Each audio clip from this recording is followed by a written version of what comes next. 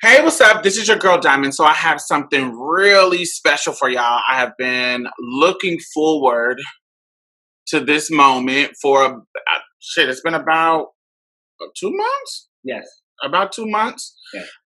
Since this author's debut book came out, and so I've been just busting at the seam for this to happen. So today, what I have for y'all is George M. Johnson. Do you like to be called Matthew?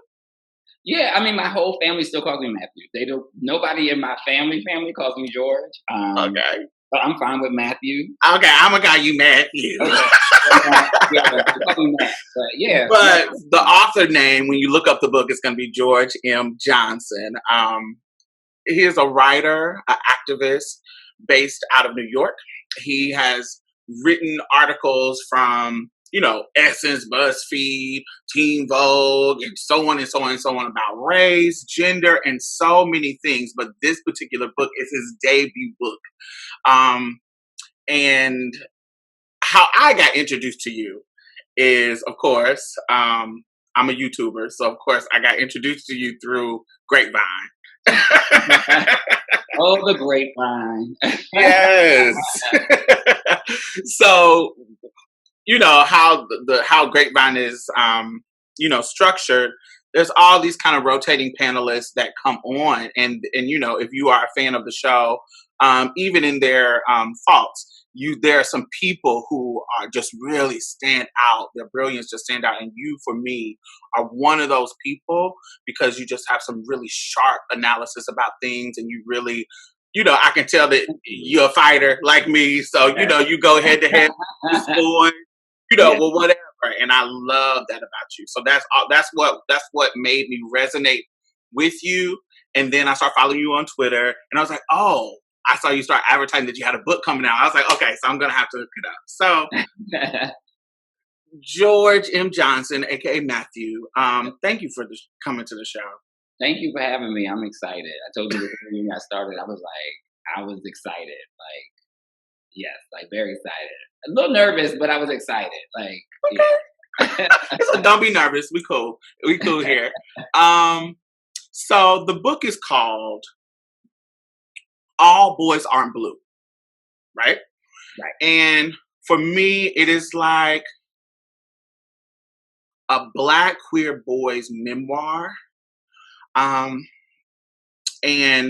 we just really don't have this. When I think about, me reading and trying to find stories that reflect things that I experienced when I was younger, in queer life, and there's just no books that come to mind that fills the space that this book feels. Yeah. And so, does that feel good? It's overwhelming at times, only because I think going into it, I had two friends who had already written memoirs, Darnell Moore and Michael Arsenault. Hey, Darnell. He's a fan of the show. I love Darnell. Yeah, so it was they had already done well and kind of I guess not broke the seal, because queer memoirs exist, but I feel for our generation, because they're kind of younger, Black queer men, it was okay, the doors have kind of been open, they've now shed some light. I'm okay, I kind of want to tell my story, but I want to do it young adult, which it eliminates a lot of the stuff that happened between 21 and 35, because that's a whole nother book that I'll write at some other time that that'll be a lot of other tea spill. People will be like, wow, you have lived a life. But for this book, it was I primarily was you know what, my focus is Black children, specifically Black queer children. And Toni Morrison said, if it's a book that you want to read and hasn't been written yet, then you must write it. And I was there still is no book for the boy in me that has not told that story. And I was I need to be the one to tell that story that gets it into the hands of those kids, those teens who are struggling with identity, struggling with their Blackness, struggling with their queerness, the intersection, and making sure that they had a resource tool that I didn't have. Furthermore, if you exist in our community, then it's just a lot of broken people. Yeah. And they needed this book too. there are, the 60-year-olds and 50-year-old queer people who never got a chance to publicly be queer or had their whole lives decimated by the HIV epidemic and the intersection of the crack epidemic. Like, literally, you're talking about a whole 20, 30-year chunk of their lives just gone, where they lost friends, lost all their friends, funerals every week. And it's like, I can't even imagine what it was like to survive that type of crisis and still not feel seen. And so the book was also for all of those queers who, wanted to know that something was going to happen with the next generation and that we were listening and that we were, we understood that and we acknowledged their presence. And even if the world still was unwilling to give them space to tell them that they exist, that this book will now be out there so people know that they existed, And so I think that was like what all went into me deciding to be like, you know what, like I'm gonna write it, but I'm gonna write it this way. A lot of times with memoirs, they give you the experience, but sometimes they don't give you the thoughts. And I was like, I'm gonna also let you know what I was thinking. And I think that is what is making so many people resonate with this, because they're like, oh my God, like it's not just about the double dutching. It was also about the processing of safety. It wasn't just about the fact that I knew I was different. It was also the fact that in my daydreams, I was only a girl.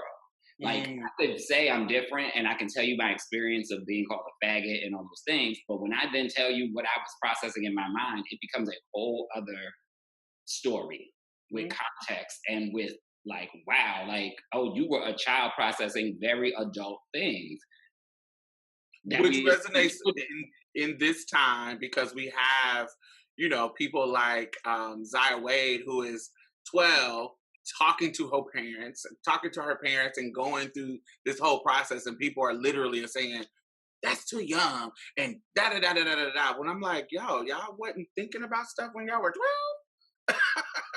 Maybe not like you thinking of it like as an adult, but at 12, there was some sexual absolutely happening. Absolutely. There were some identity things happening.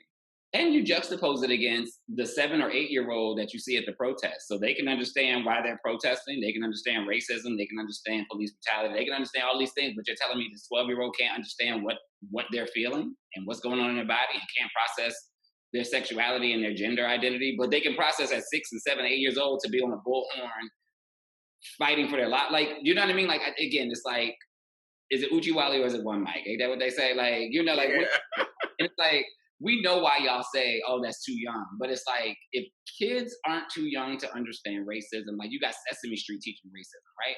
Then they are not too young to understand what is going on with their identity, what's going on with their gender, their sexuality, and those thoughts that they're processing. And I often say, like, just because you don't talk to them about it doesn't mean they're not thinking about it. And your inability as an adult to not talk to them about it means that they're going to have to do trial and error to figure it out on their own, when you could be having those conversations with your children and helping them get there, and also helping yourself get there. Yeah. So you were talking about, just the angles of how you entered the writing, like kind of the writing process of how you were going to structure the book. One of the things that I love is how you depicted your family, even some of the bad situations, and even and it was mostly good to me. It was a very loving situation, because I know a lot of times the narrative for queer people coming up is very, downtrodden, like my mama kicked me out, or they were mean to me, da da da da. But yes, I had some assholes in my family, but most of the time, I had some loving people. I had some loving Black people. I had some loving Black women. We had a big mama type person in our family who, I don't want to say that I had a nanny, but because my grandmother was the homophobe in my particular family. It was my grandmother.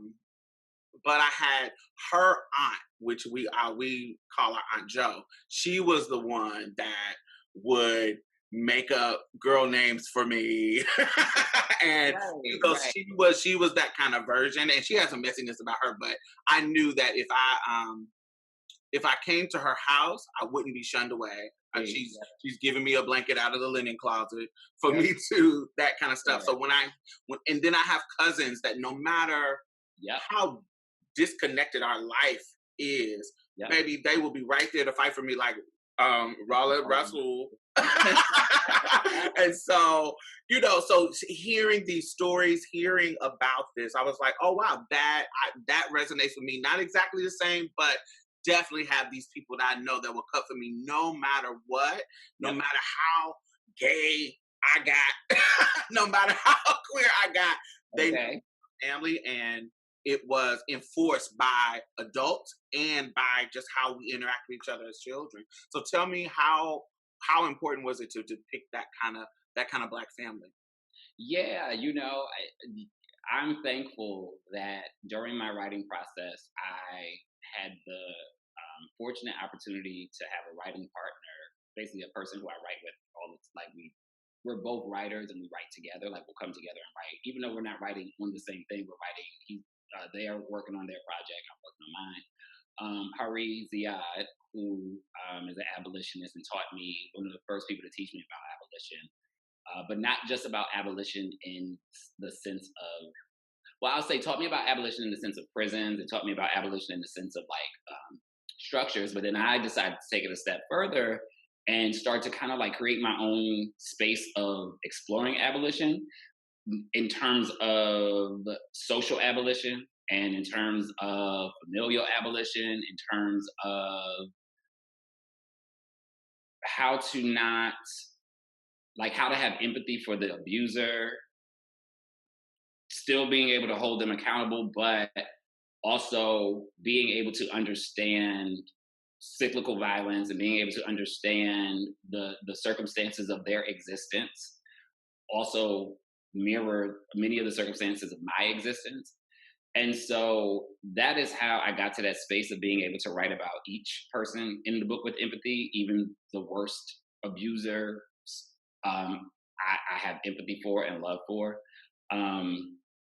In particular, of course, there was a situation with my older cousin whose name we changed in the book. I don't remember what name I changed it to, but for all intents and purposes, we'll just call him Peter right now, which it may be Peter in the book. I don't remember. But I had an older cousin who was 17 and I was 12, and molestation happened. And it's one of those things where it was like, how do I, and he's dead now. He's dead. So it was like, I can't get justice from a dead person. I can't get accountability from a dead person, right? So there was no need for me to villainize him. What do I get from villainizing him? What do I get from trying to punish him in the afterlife, right? The only thing I can do now is tell our story, because it is our story. Tell our story. And justice has to look like preventing someone else from going through. And justice has to look like teaching others that when a queer person like my cousin is harmed in the many ways that my cousin had to face harm, or a person just in general is harmed, they at times repeat that violence against someone else. Right. And so I felt like the world already doesn't give Black people empathy. I have no desire to participate in anti-Blackness that the world already has against us. And so I decided to write the story truthful, but also take it just a step further in what empathy looks like, because I still existed with this person after it happened. And it wasn't for a while that I even processed it as something that wasn't okay. As someone who was a 12-year-old going through an identity crisis, it is hard to juxtapose the fact of knowing something is wrong and knowing someone is manipulating a situation versus your body saying this feels right. This feels right because my body is attracted to someone else that is male. And at that time, it was like your body was reacting, even though your mind was like, this is not okay. Your body was saying, but it feels right. And so those type of feelings sometimes get hard to figure out. And you're a child, so you're literally trying to figure it out. And I remember before deciding to write that chapter in particular, my family was like, I told my family, because I was like, I ain't want them to have like, we ain't gonna get a world surprises and y'all be surprised too. So I told them first, like, this is what happens and things happen, blah, blah, blah. They were like, all right, make sure you tell your uncle Raw. Because they was like, he might blow a gap. Like, we don't know which way he'll go. But I remember when talking to him, that was what got me to the empathy space, because he was like, you got to realize, like, your cousin was you. Like, your cousin was effeminate, and we knew, just like we knew about you. He was like, but your cousin didn't have the love you had. Like, the love you had from your mother and father, your cousin couldn't get from his father, even though his father loved you and loved you in his face. And that literally, it just was like, I can't even imagine what that would have felt like for him to watch me be loved by his father, knowing we're the same person, and him not get that same type of love ever because of that. And it just made it all make sense for me, right? And, it just was no need for me to bash him any worse than the world had already done to him. He was killed because of homophobia. His own father didn't love him because of homophobia. What desire do I have to tear him down even more than the world had already tore him down? So the only thing I could do in this moment was just love him. And I think as Black folk, that's what abolition looks like. It looks like love outside of what we're told love has to look like. It looks like justice, not in the form of punishment, not just of a carceral system, but of each other. Right. And that's how I got there with those very, very tough moments of how I was harmed by people that I still love. I announced another book deal yesterday, and so there will be a lot more stories, primarily of me, Raw, Rasul, Garrett, and my grandmother. But me and Rasul didn't always have the best relationship. Like, it was a lot of abuse for all intents and purposes there. But I love Rasul to death. I really, really do. And there is nothing that anybody can do or say to me that will ever stop me from loving him. And I talk to him, and we have a great relationship now. We have talked about the abuse that he's done to me, and he accepted it, and he acknowledges it. And that's what the work looks like. I don't have to hate him because he got it. He gets it. Like, he's like, you know what? I had an issue with my older brother, abuse towards me, or the abuse I felt, and I played it out on you, and I had no right to do that. That's the work we do as a family now, to abolish hatred and those things, and find empathy for even those situations. All right, I'm long-winded. No, you're okay. I like that. I think it definitely come across in that particular chapter where just the honesty. So there was, to me, I didn't feel like there was no excuses being made. It was flat honesty, but there was also a tenderness and an understanding and a love that was there, that to me, when we think about, like you said, abolition, and when we think about the ideas of restorative justice, I think the foundation of restorative justice has to be that kind of love, where we are not only recentering and healing the victim, but we also are trying to restore and heal the perpetrator, and bring them out of that behavior in a way that is that can reacclimate them into society, into healthier relationships. And I think, are we going to make mistakes in doing that? Absolutely,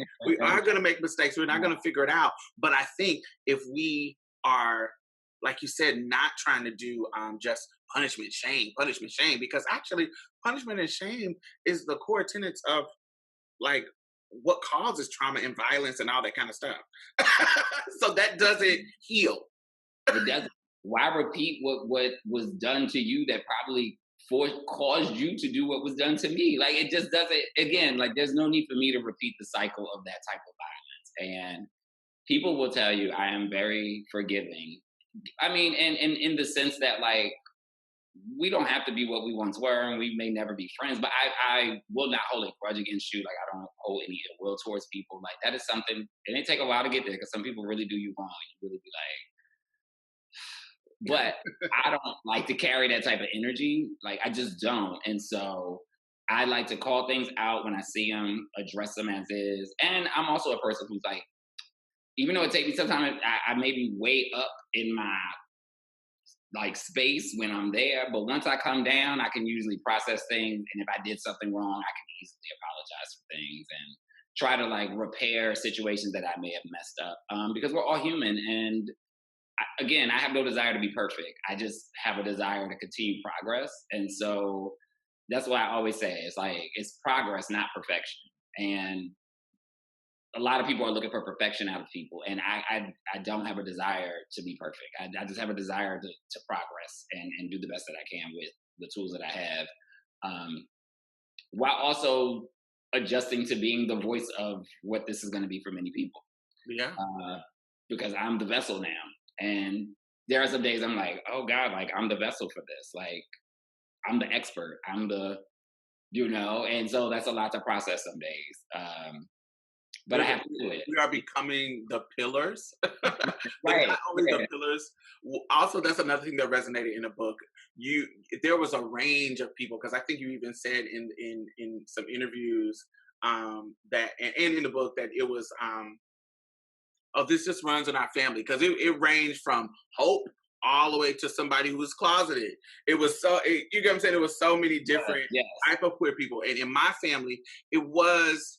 I wouldn't say that it was a bunch, but the three that we knew, it was interesting how we interact. I remember I have a cousin named Felix who was my mother's age. And so when a great aunt passed away, my aunt Thelma, and we came to her funeral in Chicago, everybody prior to me coming, because I was in transition, and prior to me coming, they were like, oh, you're going to see your cousin Felix for the first time, because he had lived in Chicago and I was in Indianapolis. And so I knew based on how they were talking that he had to be some type of queer person. Right. And so when I walked into the funeral and we was going to the repast, he was in this lime green men's suit, just really bright and flamboyant. And me and him talked, and he kind of winked, and it was just like an unspoken kind of connection that we had, because we knew. And he came over and put his hand on he said, they ain't fucking with you, are they? Because I know how this family is. Yeah. And he kind of just gave this little thing. And then I have another cousin, like I said, it was three, who is a little bit more on the masculine side. And just seeing you share all these people, because both of us have a very different experience. I'm a trans woman. Felix is a more flamboyant gay man. And my cousin Duke is more of a masculine, bisexual gay man. He identifies as a gay man, but he also has sex with women, just a more on the masculine side. And so we have very different experiences with our family in regards to how close we are to the patriarch of our family, all that kind of stuff. So I love how you depicted that as these queer pillars, and how you saw them as a child looking at them. I thought that was beautiful. There was an interview where you were talking about chasing masculinity when you got to go to college. Yes. And, part of that chasing masculinity was you getting into a fraternity. Can you tell me about that experience and how how you were chasing masculinity? Because although I understood that, but because I was going into my trans womanhood, I was running away from masculinity. And so, but as you continue to talk, even though you were chasing it and I was running away from it, there's a level where we came together. So explain that. Yeah, it was interesting because I think at that point it was all right, I'm still not ready to identify as gay at that time. And it was in my mind, I was like, well, what can I do to butcher, I guess? And I'm like, well, fraternity seems like they're the most masculine people typically on the campus. Certain fraternities clearly. That's the gender thing to do. Right. It's if you want to come off as patriarchal, strong, tough, that's go pledging. Side of sports. Right.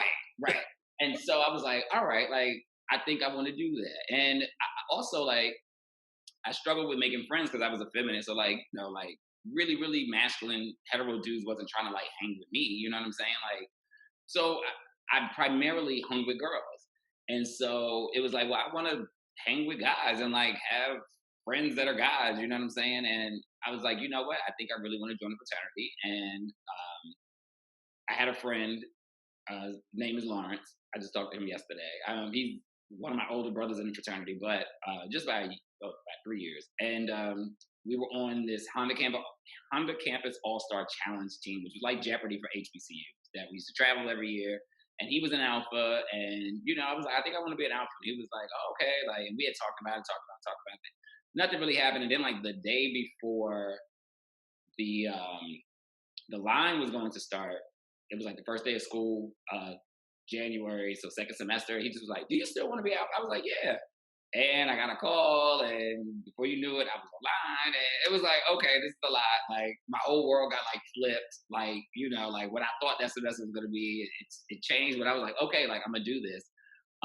But it was interesting because, like I said, like I think the one thing that I thought I was chasing masculinity, but it was like I was really running directly into what I needed. And it wasn't masculinity so much that I needed, it was that I needed to see that there were other people like myself who also were just Black boys or Black young men, for lack of a better term, just, trying to figure it out and trying to figure out, like, what do I want to be socially and what do I want to be politically. And also, like, I think they were also probably struggling to make friends too. Like, right? Like, if it's like, I know I can't be the only one because I don't quote unquote, I was always sassy. Like, you knew I was queer. Like, there was not a way you didn't. The flame was burning. Right. Like, at all times. Like, you could look at old videos of me talk, like, I've always been effeminate, always been, so there was no hiding it. And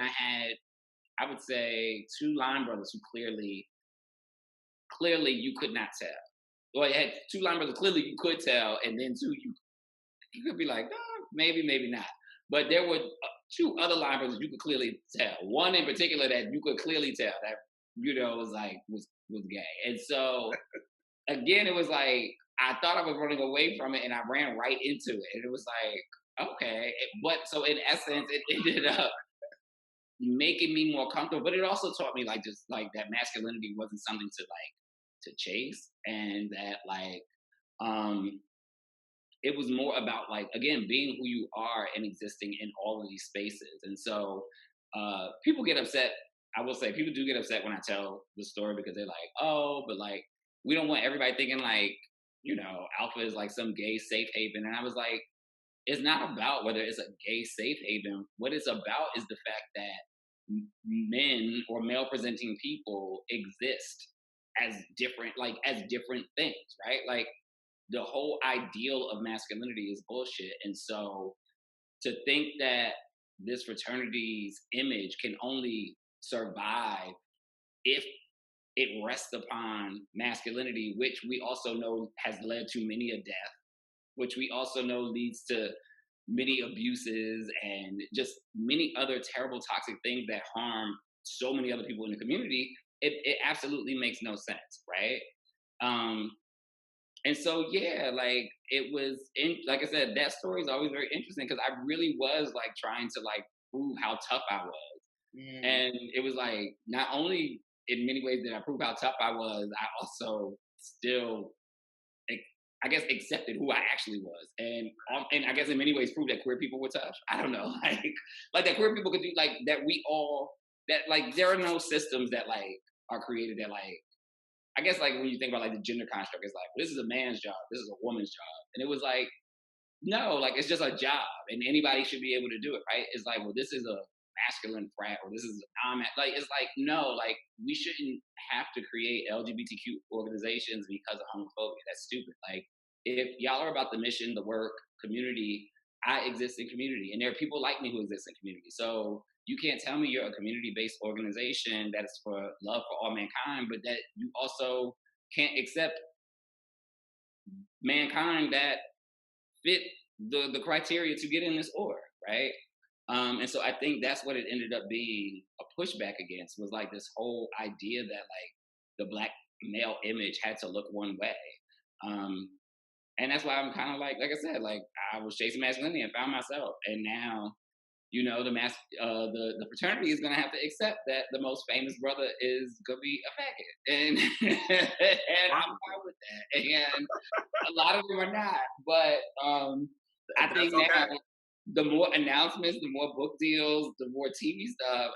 My fraternity is gonna have to come to terms like, listen, George is not gonna stop saying that they're an alpha, so we either gotta get right or get left, but the fraternity's image is going to be whatever George is. And it's on us to figure out or to teach the world and shift and teach the world that, listen, this is what people like male presenting people look like, all of these things, and can come in all of these shapes and sizes and identities and colors. And that's what we gotta, like George is teaching the world, like, listen, it is what it is. But I tell everybody, like, I can't wait to get on like a red carpet, like at a Met Gala or something, and like have that interview where I can say, like, like with this outfit, with this long train, and like, and get on the carpet, like, yes, I'm a member of Alpha Fraternity Incorporated. I cannot wait because I'm like, and watch all of the brothers be like, no, like I can't wait. I'm so excited. Like, I think I in my mind, when I read this, when I think about me running away from masculinity, what this book brought for me, and it's similar to what Moonlight did for me as well. The film, when I saw Moonlight, there was circumstances that I could relate to because I remember myself as a little boy when I didn't have the language of transness. It's not that I don't believe that I was trans. I just didn't have the language to know what it was. Yep. And there was when he was sitting on that beach, when Sharon was sitting on that beach kissing that boy, and how the boy was maneuvering, and he was like the tender one, like kind of just, just kind of going with the flow, and that everything about that beach scene was really resonating with me. Everything about when he was a little boy and playing football with the other little boy, those kind of things.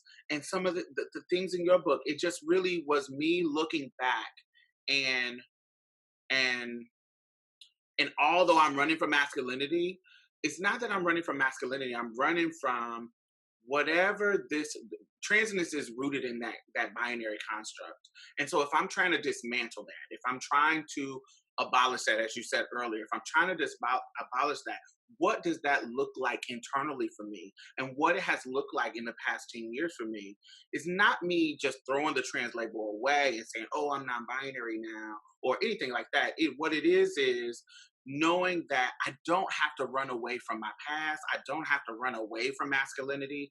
I don't have to run away for the things that created who I am now. I can actually look at those things and appreciate them and understand that had to happen for me to be who I am now. And that's what your book did for me. That's what Moonlight did for me. That's what this new canon of reflection that we see from your book, from movies, I think that's what it's doing for me as a queer woman, trans queer woman, and letting me look back and say, oh, I remember those days, and not look back on them with dysphoria and dread and shame. Look back on them and say, okay, that was a part of my story, and I can accept it. Yep. Yeah. I think that's the best way to even say that. I think about that all the time too, like, literally just what you said, like when I look back at those things, like, no, like that's okay. Like it was like I had to go through that to get here. Like I wouldn't be able to write this book and do the work, and the book wouldn't be able to do the work that it was doing if I wasn't the vessel that went through that experience to get to this place. And so it's like, it's not anything for me to be like saddened by or ashamed of, or I wish I did that different, because if I did that different, I may not be who I am today. And so my ultimate goal in a lot of this is like, I want to prevent the next me and the next us's from having to go through those same things, because I don't believe that black people in general should have to become like products of trauma, right? Like I don't believe like it should be like, oh, but our traumas make us better, or like, because there are some people that really believe like you got to go through something traumatic to And I'm like, I don't like that. Like, why? Why do we have to go through slavery for us to realize that we should be better? Why do we have to go through Jim Crow to realize we should be better? Why do we have to go through BLM for us to realize like that makes no like we should not know. Actually, we shouldn't have to, right? White people don't have to do that. Nobody else has to go through some type of trauma for them to realize like they deserve things or that and I've hated that narrative and that lens. And so it's like, listen, at some point we have to get to a place of what does it look like to live in a trauma-free world as a Black person? What does it look like to live in a world with no trauma, with no pain, with no I mean, you're gonna have pain because of like life and death and like other things, but like with no like pain and that and the other ways that we have to face pain. Like, what does it look like for us to not have to think about prisons, to not have to think about policing, to not have to think about like what does that look like? Like, how do we decolonize our minds to get to that space? And how do we decolonize the fact that we think that trauma is a necessary part of life? Like, and that trauma is a necessary part of growth. Like, it's not. Like, because some people don't heal from trauma ever, and some people die from trauma, and some people like so that can't be the linchpin of how we grow and how we move forward. And so So, of course, because this is a trans-centered show, we got to talk about hope. Yes. We got to talk about hope. So, this particular chapter, Losing Hope, is your reflection on your transgender cousin. Yes. And her transition. Yes. And for me, this was a love letter to me. Okay. This was, although it was a love letter to hope, I feel like, you know, when I hope that when my little cousins that I love and cherish in my family, when they reflect on who I am in their life, I hope that they can have this kind of reverence for me, that if they wrote a book, I would be a chapter in it. Mm-hmm. But reading it, it was definitely healing for me. It was definitely a different, because I don't think the people in my life, they're there yet. Certain ones are there yet. Yeah. And so to hear somebody's reflection and that reverence, it just was healing. It really just it's the same way like when you hear D Wade talk about his child, mm-hmm. and you like, oh, I wish my dad talked about me like that, or I wish when I was younger, you know, even though he may have gotten to that point now, but when I was younger, I wish that he was like that. How much healing that was. Just hearing that, was powerfully healing for myself. And so reading that chapter. So tell me about why you decided to include hope in the book. Yeah, it's interesting because I think the more I'm becoming myself, the more I think about her. Because I'm like, I'll have moments where it's like the moment when I was like, I'm really non-binary. Like there are days I just do not wake up and feel man, see man. There are days I wake up and feel woman or see woman, or don't feel either. I just feel like I'm here, like I exist, but I don't want to be defined by like a this or that. But it puts me in the mindset of like, damn, like I really wish like hope was here because I could talk to hope. Like, okay, well, like how did you know? Like when was the moment where it was like, this ain't it? Like like something else is going on. I'm feeling different. I'm different, but we feeling a little bit different. Like. And when did it kick in that you were like, you know what, I got to be me, and to do it so fearlessly, like what didn't stop you from being fearful of being you? Because I think about how long it took. I mean, hell, I'll be 35, so it took me much longer than it took Hope. Hope just was like a trailblazer in many ways. It's like, yeah, like for real. And I mean, Hope also, like, she had a loving family, so like I think that played a role in Hope feeling comfortable. A huge role. Like because our family was not going to grow, like that was not going to happen. Like Hope's mother, Loretta, had already passed, and my mom was Hope's godmother, and Hope, she was like, ain't nothing. Like I don't care what Hope dealing with or transitioning through. Like we here, like that's not changing. But I felt it was important to include the chapter because it really gave me, like, that was like the only image I had of what I was feeling internally. And as a kid who already was only imagining, like, I don't know if I said it in the book or not, but I know, like, even when I used to daydream about myself as an adult, I was an adult woman. Like, I never daydreamed about myself as an adult boy or as an adult male. Never. Like, my daydreams, or when I would think about like what I would be as an adult, I was a woman in that, like a grown woman. And so there was a lot. The only image I had of what that looked like was my cousin Hope.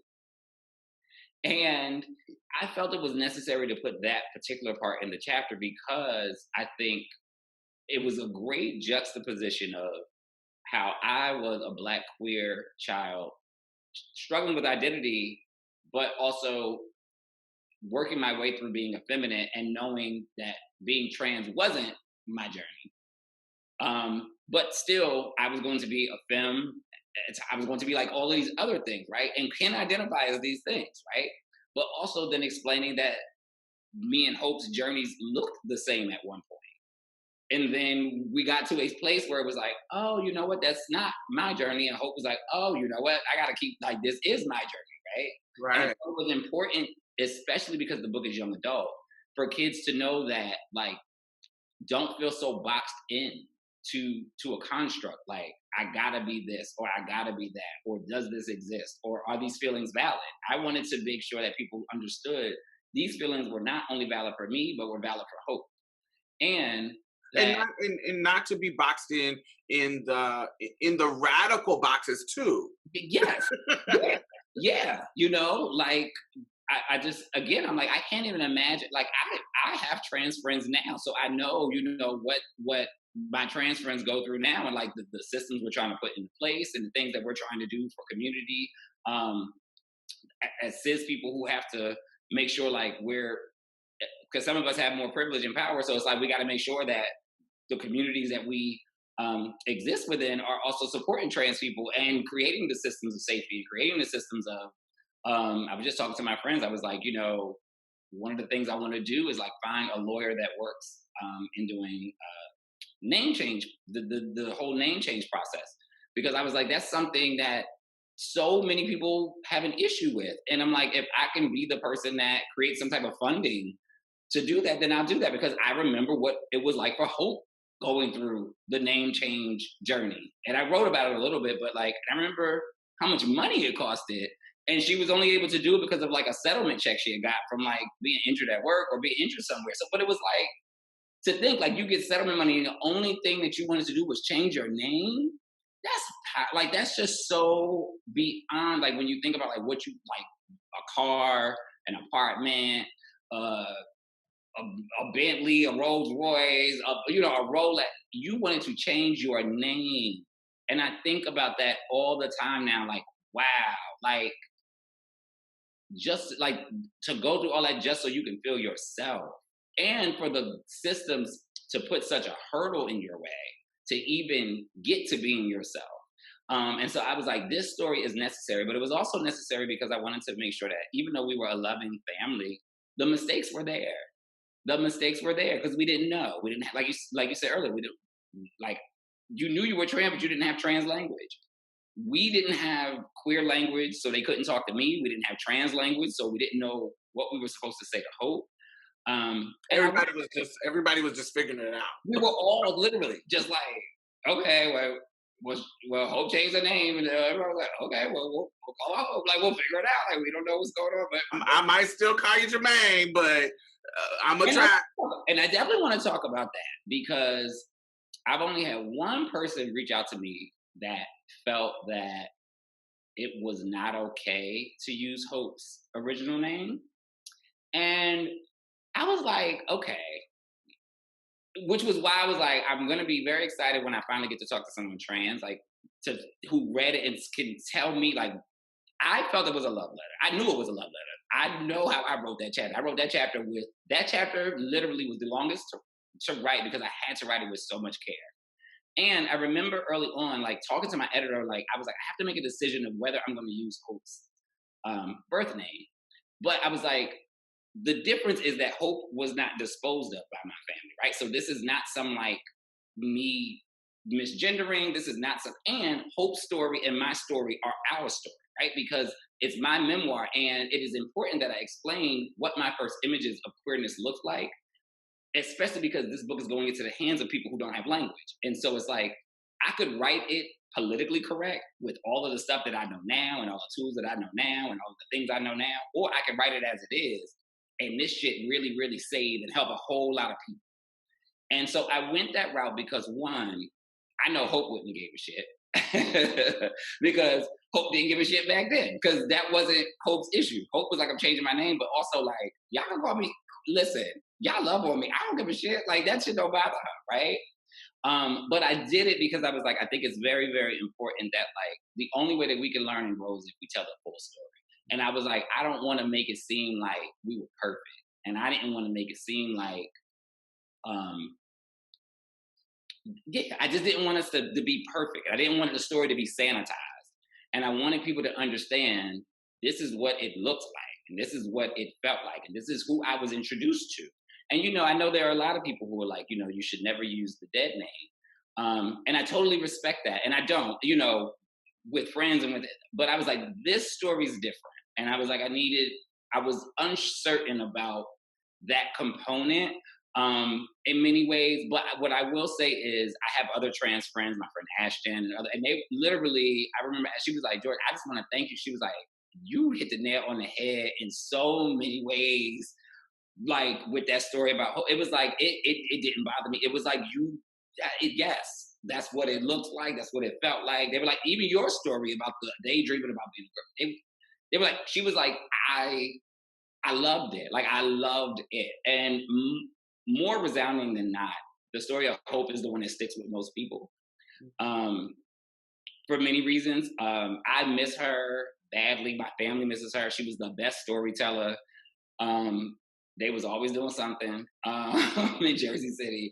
And again, just a tragic life because of if we had systems in place for people who were trans to properly have like gender surgery and properly have those things, you know, Hope was doing, you know, with the stories you hear about, like they showed her on Pose, like the back alley, the shots, and that was the only way that Hope could go through that, and it poisoned her, you know. And I was like, I need to tell this story, and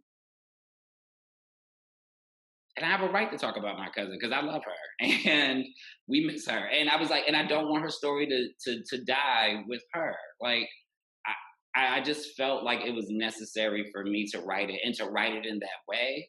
And for people to understand what the mistakes looked like. And I could have changed the name, but why? Like, Hope didn't care. And I know Hope would have been, if Hope were here, which spiritually Hope is here, but like if Hope were here in the physical, Hope would have loved it. I know that for a fact.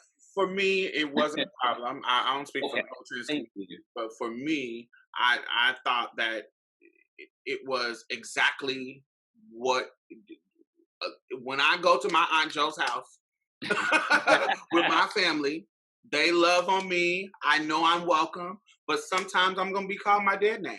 Yeah. Sometimes, and they're going to stumble through it. They're going to try to fix it. I don't care. I'm 39 now. Okay. I stayed at my Aunt Joe's like a year ago when I went to visit my mom up there. And, you know, I don't care how many years go by. I've been trans since I was fucking 13, 14. She, you know, she gonna give me something to eat, but that name thing, sometimes she just won't get it. Yeah. And she's probably gonna die not getting it. But what I loved about the story is that literally that is what happens. Like they were like, my Aunt Jo said, I'm going to try to get your name right, but sometimes I'm going to get it wrong. That is literally what she said. And I was like, that's true.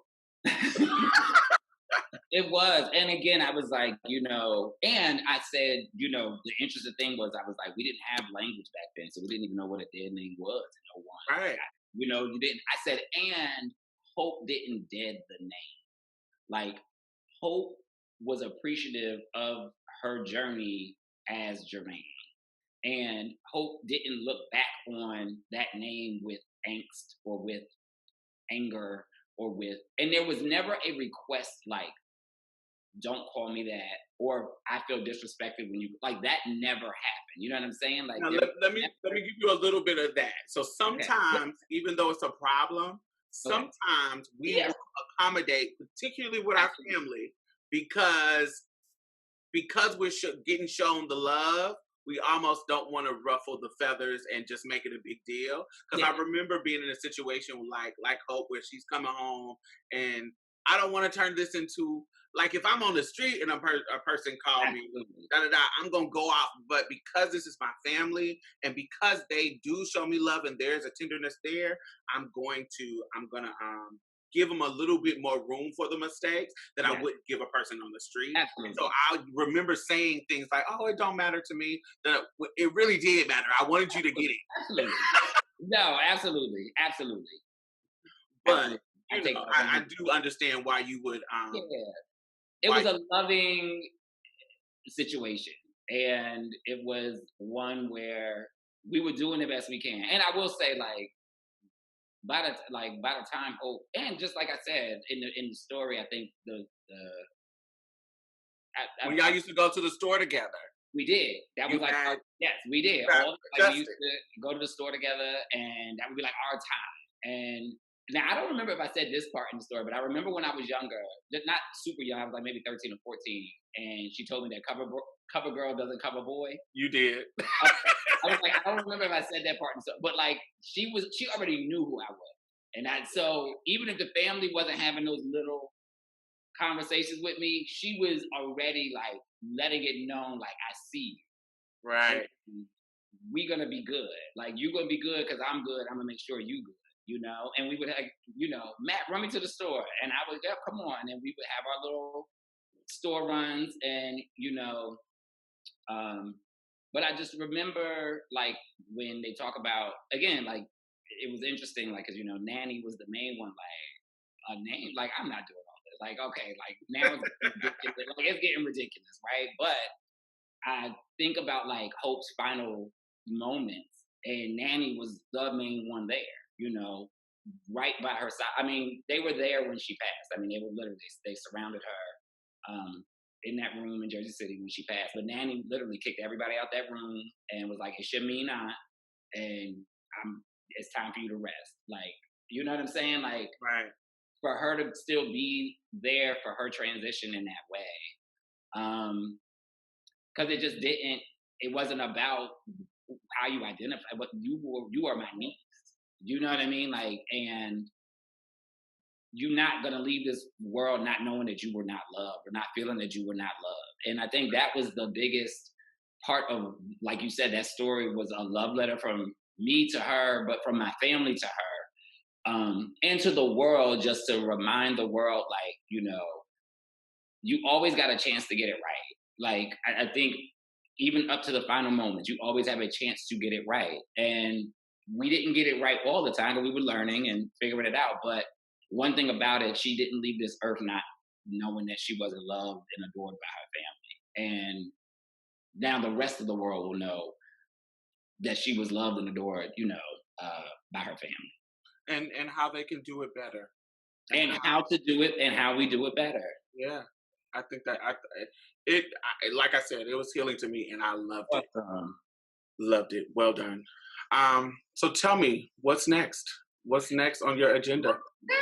So the book is being adapted for TV with Gabrielle Union. So that's exciting. I saw that.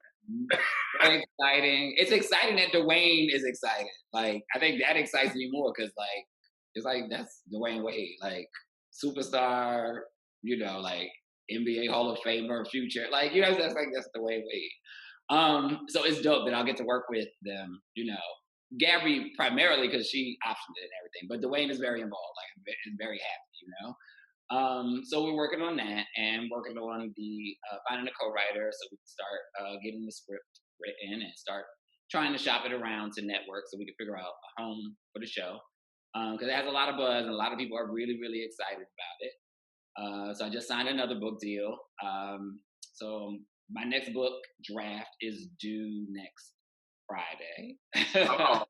I know. It's like they like we need this like and like everybody like listen, like where are the rest of the story? So I'm like, all right. So the next book is called We're Not Broken, which is primarily going to center Nanny raising the four of us. Like even though clearly from the first book, my parents still together, still married, were there, they worked, and so the four of us, me, Raw, Rasul, and Garrett, were primarily with Nanny being raised and learning all the traditions and the lessons and getting ass whoopings and and watching her whoop other people's ass. And so those stories are going to be in this book. So she beat up one of my aunts at a wedding at the end of the wedding, but she come on, Nanny, I live. She beat up the white lady up the street one time because she hit Rasul. She she beat up Roland Rasul's parents in the projects. One time before which her, my uncle Raul, but she beat up their mother in the projects one time, and then it was like a year later she finally went to court and got custody of them. That's how they ended up in Plainfield. So the stories about like her, I guess I hate to say like her Medea side, but like it's like Medea is not as fictional as people think. Like there are Black women who will ride out, and she is definitely one of those people who will ride out. As it should be. So those stories will be in there, plus the stories about like me, Raw, Asul, and Garrett, and just like Black boyhood and like kind of like learning and journeying through like masculinity and identity and all of those different type of things that we have to go through as Black boys, right? Like having to talk and all of those things about guns and you can't play outside with a toy gun. You can't like these are things that we actually do. Literally, I remember my dad like, y'all can't go outside with a toy gun, and my dad was a cop, and so. Like there is no safety for a Black child with a toy gun. Like like that's a danger. But like really deep diving into that, and it'll talk about like discipline and like corporal punishment. Like I really want to dive into like those type of topics. Like we used to get beat with a switch, but it made sense for those times. Like that was an old Southern thing, but that's not okay. And you carry that shit with you. And so I want to talk about like, listen, like. We got to stop those patterns, like, because it doesn't always turn out great. Your kids don't always turn out okay. And punishment is not how you teach a child. And so, like, it's going to really, really touch on those, I think, those hard-hitting issues in our community that we need to. And that's supposed to come out fall 2021. So I'm excited because that means, like, there will be another book out next year. So I'm happy about that. What else am I working on? I got some other stuff I'm working on we can't talk about yet, but I'm excited about it. And I also, a lot of people, I guess, don't remember that I announced this, but I'm actually working on a Stonewall graphic novel. And currently we're in the editing process of the graphic novel. But I really do have high hopes that at some point myself and a few other... Please tell me that it's going to include Stormy. Well, yes, yeah. So like she is the one who throws the first punch, and it's funny. I literally just had a conversation with my editor, like, because she was like, yeah, there are some accounts where Stormy, Stormy, she's throwing the first punch in this. I don't care about what other accounts say. Marsha's throwing the first brick, Stormy's throwing the first punch. Like this is going to be our version of it. I don't give a shit what anybody else's version of it was. But I'm doing this with the ultimate hopes that we can get a Stonewall something on TV that looks like what it's supposed to look like. That's not whitewashed. Right. Like that is very, very about what we was doing out there. And so that's all that I'm working on now. I mean, it's like, is that not enough? But so yeah, I'm working on all of that and I'm excited and still hoping that the book continues to do well. And, I got a few more things with the book, All Boys Aren't Blue with the book coming up. And, it'd be nice if Oprah, maybe. Come on, word out. That's what I'm talking about. Listen, like, all it takes for her is to hold up the book and be like, you know what I'm saying? I'm like, to put the queer girls on the map, I'm like, yeah, it's about time. Like, I do wonder. I'm like, I don't know. I've never looked at her book club but I'm like, has any like queer book been picked? you know? So probably somebody that they underplay their queerness, like Angela Davis, like somebody, you know what I'm saying? You know how they underplay? Yeah, like where that wasn't like the focal point of the storytelling. Yeah. So I'm hopeful for that. Like I'm still very, very hopeful that like, you know, maybe some celebs like be like, y'all, like I read this book like about what it's like growing up, like y'all, this is interesting. Like I'm just hoping that some more high profile people pick it up and share it. Like, you know what, y'all, like Because really, to be honest, if we really want to talk about it, yes, well, I'm sure because I'm a queer person, I can tell you that this definitely hit it on the head. But even within the text, there is another audience that this can resonate with. If you're trying to learn, I think even an interview that I listened to you say, you were like, you know, if you look at this book and say, boys, you blah blah, and it makes you cringe.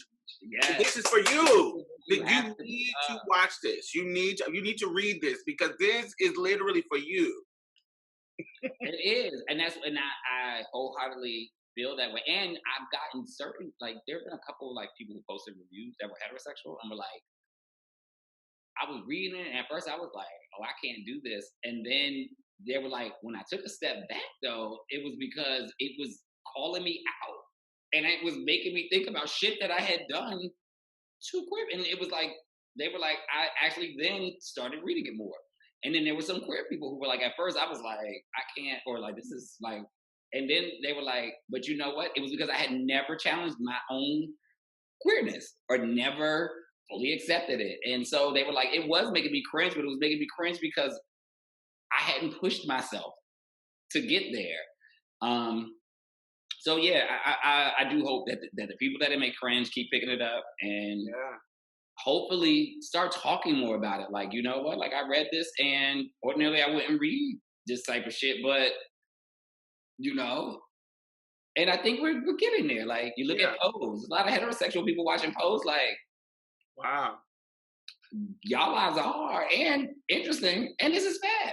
And y'all like, but y'all do it with like I tell people all the time, like to wake up as a queer person is like to wake up in a state of rage every day because you just don't know what the world is going to throw at you. We're already black, so we know the world going to throw some shit at us. But then to be black and queer, we don't know what the world going to throw at us. So like we just wake up in a state of rage. But even in waking up in the state of rage, we still look fabulous doing it. Yeah, we still pull it together. Still pull it together. Snatch it up, pull it up, spin it out. And there's something to be said about that type of resilience in the face of what we know we're going to walk into every day. Yeah. Well, I am a super fan. I just hope you know. I love you. I love your work. I love, you know, just what you stand for. I love the things that you say. I love everything about you. So I'm going to be definitely in your corner supporting you. And I want to thank you for coming on Marsha's Plate and sharing your book. I am going to put the link for the book in the show notes so you can check it out. Definitely check it. Go buy it. It is amazing. It's a beautiful queer memoir that you are just that's just going to touch your spirits, just no matter who you are. So thank you for joining me. Thank you. I'm so excited. Thank you so much. So, since I'm back and I'm trying to do this thing right, if you would like to support out of the kindness of your dear heart, my Patreon link will be in the bottom and my PayPal and anything like that. If you are struggling and you can't donate, girl, I totally understand. I've been there too. You can also donate in a non-monetary way by sharing my videos, by subscribing, by liking and commenting. That all is something that I appreciate.